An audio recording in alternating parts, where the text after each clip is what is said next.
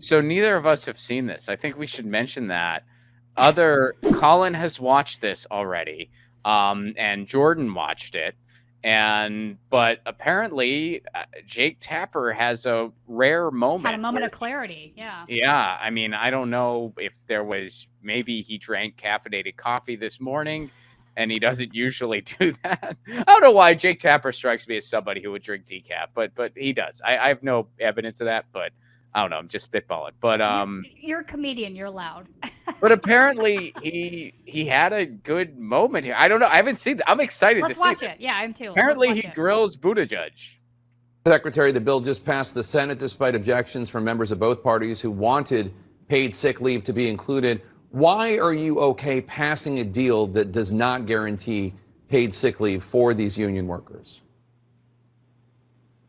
Well, first of all, the importance of this deal is that a rail shutdown is being avoided. If that were to happen, we would have seen hundreds of thousands of American workers laid off, energy prices shooting up once refineries were unable to continue operating, issues getting chlorine to water treatment plants, auto industry factories shutting down within hours, if not days, of that happening. So what we've been able to avoid is a major blow to workers, farms, families across the country. Not everybody got what they wanted in this deal, but what was enacted is something that mirrors what was reached in the tentative agreement at the negotiating table between union leaders and railroad companies. What that includes is a 24% pay increase for railroad workers. They are essential workers who deserve to be paid well, on average $100,000 or so in pay. It includes adjustments to their health care, an additional day of paid personal leave. But again, not a perfect deal, and every side had to give in something in those negotiations to reach that deal. I think there's an ongoing conversation in this country about how to make sure that workers in this sector and in every sector get the support that they need. But right now, what you have is a deal that is improving pay and work conditions for American railroad workers and, crucially, avoiding a shutdown that would have been devastating to the American economy. Without question, the shutdown would have been devastating to the American economy, and I think everybody out there is glad that it has been avoided. No pushback yet. Is it coming? Is it coming? Yeah. I mean, so far, he just let Pete Buttigieg give the frickin' press release. I think Pete Buttigieg 24% is over 5 years, by the way, Pete. It's 24% over 5 years, so slow your roll there. It's not that. Yeah, well, I think. Wait, Colin, is there more to that clip? Inflated a lot of it. There has to be more. There's no way. There's the question is these rail lines, they're making billions of dollars. Profits are up for all of them, quite a lot in some cases. You and I have paid sick leave. My crew has paid sick leave. Why don't these railway workers deserve paid sick leave? Well, let me remind you, the position of our administration is that every American worker ought to have paid leave, whether you're a railroad worker, a journalist, a federal government employee, or whether you work at Burger King. We believe that every American worker, certainly every full-time American worker, ought to have paid leave. The president has proposed that. The president has advanced that in proposed legislation, and so far it has been unable to get past what has been unified Senate Republican opposition. We are going to continue to press for that. Again, not just picking and choosing. Wait. Did he just seriously say that? Yeah. I mean, he's just going to play. He's now blaming the Senate and House for this? Hold on, man. If you guys hadn't got involved in the first place, it never would have gotten to the Senate. What an amazing, wow. What a freaking snake. Wow. Of course that's where he goes. Of course, Colin, that's where can we rewind that and replay that? I want to make sure that I heard that correctly. You want to hear that hit again? I want to hear that hit again. It has been unable to get past what has been unified Senate Republican opposition. We are going to continue to press for that. Again, not just picking and choosing one sector over another, but based on the base. Wow. Okay. So, props to Jake.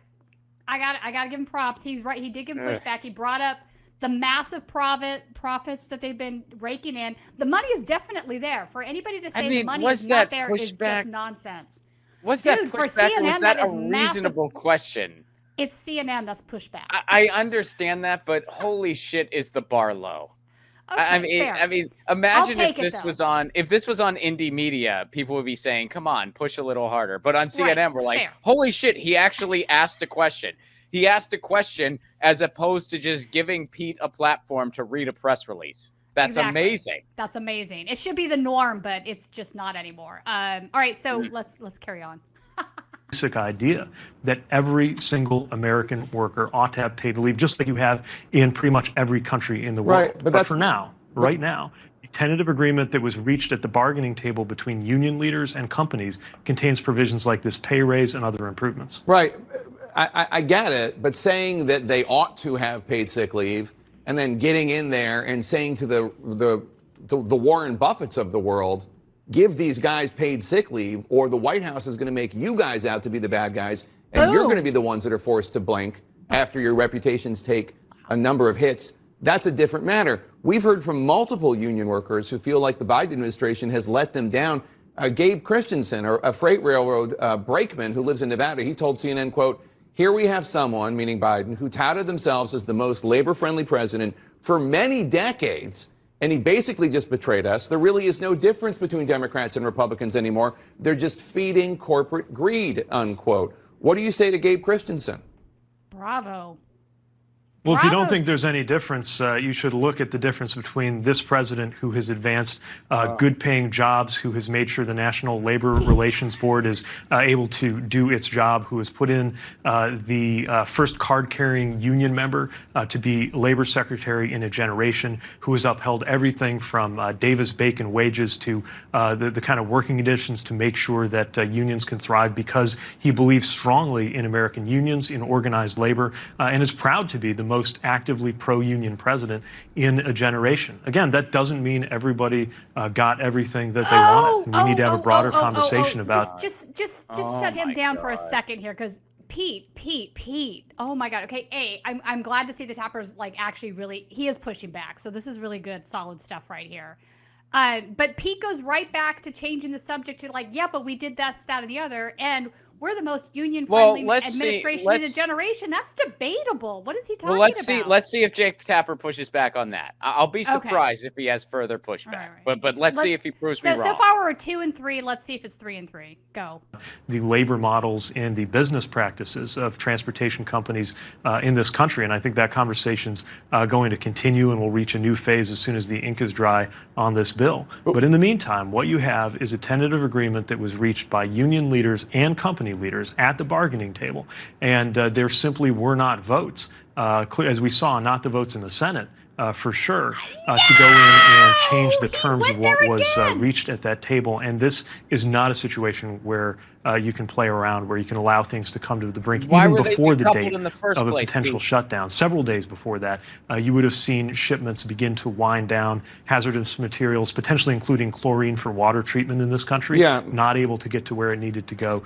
So this is a situation where we couldn't allow brinksmanship to override the economic and national security of this country. But we are far from done as an administration, doing our continued work to create good-paying jobs, to support union jobs, and again, continuing to press the case for paid leave for every single American in every single job in this country. What does it mean to press the case if you're not willing to like actually go to these billionaires and say, how on earth can you sleep at night not letting your railway workers have paid sick leave, which is just like that? I mean, that's not an extravagant benefit, paid sick leave. You get sick, you get to take a few days off. They don't have that. So I guess these lofty aspirations are one thing, but I didn't hear any language coming from the administration saying these rail companies need to get serious about offering basic benefits like paid sick leave. I didn't hear that. So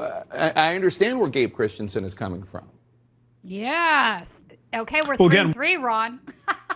Well, there's a lot of more stuff he could have pushed back on that he didn't. But I'll yeah. For CNN standard, this is he is making Pete squirm. You know, but Pete is being entirely disingenuous. I think he knows. Well, what do you expect? He's no. Pete It is Buttigieg. It's exactly what I expect. I guess though that does he really believe that most Americans are continuing to buy this stuff? The fact that he's continuing to blame the Senate for something that should have never reached the Senate to begin with is really problematic as far as I'm concerned. Like, I would actually like to see Jake bring that up. Like, you guys decided to intervene in this thing to begin with. Why are you blaming the Senate? Well, but this is a CNN interview, and it's Jake Tapper. He's pushing back on one thing, and he'll push back on something else another time in 2027 at the rate he goes. I think it's every few years he's reminded of what his job actually is, and he's kind of doing it right now. I hear you. To be fair, a lot of these guys, and Jordan will tell you the same thing, live under, it's a corporate rule inside these. They're rich. Yeah, I get it. No, and you get silenced by your producer and whatnot. I mean, so it's not, you can't just go around saying whatever you want to say. That's what I'm getting at. So he might even get a little pushback for this. I hope he doesn't.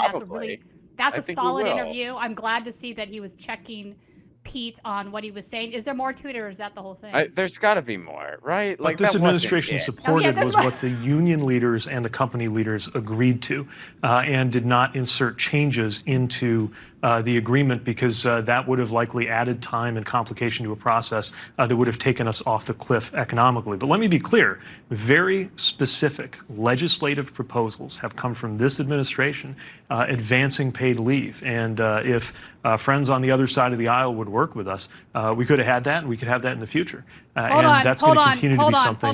Hold on. Or you could have stayed out of it. I mean, you could have stayed out of it. Also, though, it's really embarrassing at this point that you have Republicans on the other side of the aisle, like, kind of supporting this stuff when Democrats weren't. I just want to point that out. Again, it's that gift wrap package that they don't seem to understand what's happening. And he keeps on bringing up the economy and stuff like that. He keeps mentioning, like, like water would be in danger. Like, oh, you guys care about water? Tell that to the people in Mississippi. Right. Tell that to the people in Flint, Michigan. I mean, he's just spouting off a press release. It's great that there's a little bit of pushback and, underline a little bit. But like you said, it's CNN. We'll take it. But, like, I mean, this is ridiculous. And by the way, this is the only time he's spoken up in who knows how long. He couldn't do anything about the airlines. He's the Secretary of Transportation, a job that being a mayor in a small town of Indiana totally qualifies him for. But he did nothing about the airlines except just wag his finger, then do nothing. But he really, he came out of hibernation to crush workers. I mean, this guy, people underestimate how corrupt this guy is because he knows better. He wrote an essay at 18 that indicates how he knows better. So this guy actually knows better. Yeah. And, I mean, he's trying to privatize our entire road system, a literal neo-fascist plan. This guy is among the most dangerous in American politics, and I sincerely hope there's never a scenario where he's anywhere close to the White House. Yeah, I remember back during the primary, activists were chasing him through the parking lot, asking him why he didn't support raising the wage to 15 an hour, the minimum wage. He refused to engage with any of them. Yeah, he was literally running. Yeah, he said he was for Medicare for all at one point. It was back in like 2017 where he was just trying to build a brand for himself. Right. But yeah, I mean, he's and of course he's not. So is there more to this? This awesome hit parade from Pete Buttigieg? He's really in the meantime, what we have now is millions of Americans who can breathe a sigh of relief, knowing that everything from baby formula to milk to petroleum products that affect the price of gasoline to treatment materials for water to all of the other things we count on will continue moving, and the workers, the essential workers who get them where they need to go, not only have an additional day of paid personal leave per the agreement that was reached, but also a 24% pay increase. Yeah, obviously not every it's 24% labor over leader 5 was on years. board with that plan, but there were some that were. Transportation Secretary Pete Buttigieg, thank. All right, that's the end of it. Again, 24% over 5 years. I don't, take this all into consideration. I think another thing folks need to really consider is the fact that wages have been so suppressed that even getting these little increments now is still not really bringing them up to where they should be, right? Yeah, no, this deal is completely insufficient, and even just the very least of giving them. By the way, it wasn't even. It was a compromise on the sick leave they were asking for. It was 7 days, not 15. So you're already starting from a point of compromise, and they couldn't even get that through because they decoupled it. The same dirty trick they did during the infrastructure bill. The same frickin' dirty trick. and they knew it was probably going to fail in the Senate, and it did. But now the bill that just crushes the strike and crushes the workers is heading to Joe Biden's desk, and he's anxious to sign it. I mean, this is just a total instance of a government actively working against its people. And look at how fast they came to the table here, folks. Look at how fast they were able to get this done. When it comes to doing something about grocery mergers or antitrust in the digital space or elsewhere, or approving an FCC pick, the Senate moves at the pace of a snail going backwards. But when it comes time to screw the workers, when they can screw railroad workers, boy, are they quick. They are, man, top of their freaking game. This is how they use their lame duck, by the way. This is how the Democrats use their lame duck to crush the filibuster. Workers. And the filibuster, I mean. Yeah, they're using it to, they're giving Republicans a gift, and they're screwing the workers. I mean, I never ask where the bottom is anymore because I'm never going to get that answer. It will always sink lower. It will always sink lower. And we have a whole. And by the way, we just watched a clip from Pete Buttigieg, a millennial. We don't claim him. Someone else can take him, but a millennial nonetheless. So he's part of the future. So we have those dumpster fires ahead.